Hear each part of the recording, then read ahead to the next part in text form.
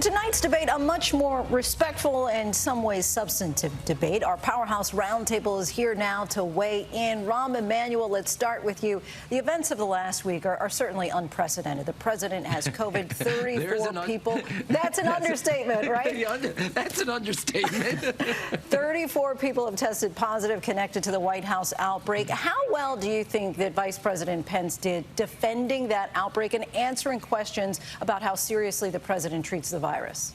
Well, look, I mean, the truth is not very well because the facts aren't very well. That's that simple. He had a horrible hand. The American people have made a judgment even pre the White House, where COVID has infiltrated the White House. They have an image of 1600 Pennsylvania Avenue, and the COVID has undermined everything they think about that sacred, secular place. And you can't change people's views. Look, they've got a conclusion over the last 6 months about the way the Trump administration has handled COVID for them, for the country, and now at the White House. And to me, this is like a period at the end of the sentence. And I think the fact is, if there was anything I would have said that Kamala Harris could have done more, which was, I think she did a very good job. She was confident, she was composed, and she was strong. But what could have been done is that you were put in charge because, A, the HHS secretary was not doing a good job, and still we continue to lag everywhere else in the world when it comes to protection and moving forward and making sure that we have what we need for our frontline workers and then for families. And to me, I think this is going to be, people have made a judgment, which is why you start to see these poll numbers are breaking in further and further strengthening for Joe Biden and Kamala Harris. Sarah, a similar question to you. Of course, the vice president is also the head of the White House coronavirus task force. A majority of Americans disapprove of the administration's handling of the pandemic. Do you think that the vice president was effective in defending their response? I think he was very effective. He had the kind of responses about all the things the task force has done that have been positive. And there have been many positive things that have come out of this: therapeutics, faster vaccine research, more PPE for people, ventilators. We're now shipping ventilators to other countries. They have done a pretty good job. The problem is the rhetoric hasn't matched the actions. There hasn't been clear and consistent guidelines out of the White House about how Americans should behave.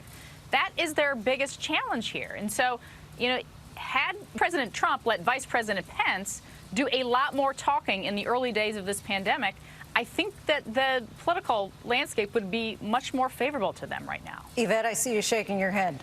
I think it's really hard for them to talk about the response that they had to the coronavirus when 34 of their own have contracted the coronavirus. I talked about the fact that Mike Pence can't protect his own office, let alone the country. And with 34 infections in the GOP right now, that exceeds New Zealand, Taiwan, and Vietnam cases together, which have over 124 million people.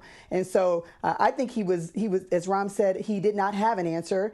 He could not have an answer because there was no answer to have. And so I think he would have been better suited, I think, to talk about what they plan to do in the future rather than trying to go back in history and recreate what they did before. And Yvette, I want to stay with you for a minute. What does it say about the fight for suburban women? Pence, who is pro-life and anti-abortion, dodged the question about overturning Roe v. Wade. You know, I think he loses them. We know that a supermajority of Americans believe that a woman should have a right to choose. And I think Kamala Harris made it very, very clear where she and Biden stand on it. We know that Mike Pence, though, is an ultra-conservative extremist, particularly on issues like choice. And so I think him standing on that, I think probably alienated a ton of women in the fact that he failed to answer what his own state would do if Amy Coney Barrett was brought into the Supreme Court and that issue of choice came before the Supreme Court. And so I think that they lost women, and they probably lost some men too, because as I said, a lot of people support women's right to choose what happens with their bodies. Matt Dowd, I want to bring you in here. With no stimulus checks since July, the president shutting down stimulus talks, and millions of Americans worried about putting food on the table. Do you think that Senator Harris was effectively able to make the case that Joe Biden will be the man to revive the economy?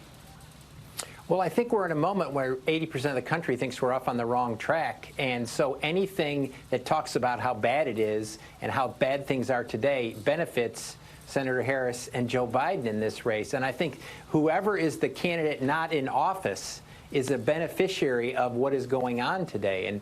And so I thought, as I say, I think Senator Harris won the debate, not by a large amount, but won the debate. I think Mike Pence helped himself in the debate among Republicans who look at him and say, oh, I like Mike Pence. In this, I think Senator Harris comes out of this more popular. But I think the fundamentals, as we look at this entirety of the race, I think the country is still upset about COVID. They're still upset about the economy. They're worried about health care. And all of those things in that dynamic are frozen in place right now. Mike Pence had to figure out a way to shake that. He didn't shake that dynamic. He didn't do badly. One other thing about Mike Pence that I found fascinating watching this is Mike Pence misleads and prevaricates as much as Donald Trump, but he just does it with conviction and sincerity. That's what I thought was amazing about watching this debate. He does come across as very sincere. Rahm, last week's presidential debate was widely considered to be the worst debate ever. We often say that elections are about the top of the ticket, but with Biden 77 and Trump 74 with COVID, do you think that tonight was more important than the typical vice presidential debate?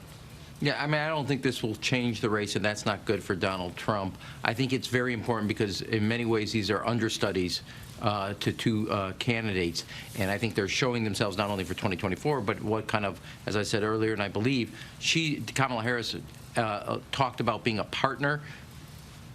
Pence was very much the loyal soldier. The one other thing I would touch on, while all the issues were touched by Susan and asking questions about policy, one of the things that's out there and is palpable is this sense of America is lost and more spiritual, which is why I thought the vice president's speech at Gettysburg was so important. And it took an eighth grader to ask the question about America and us as a country and a community and something that we care for each other.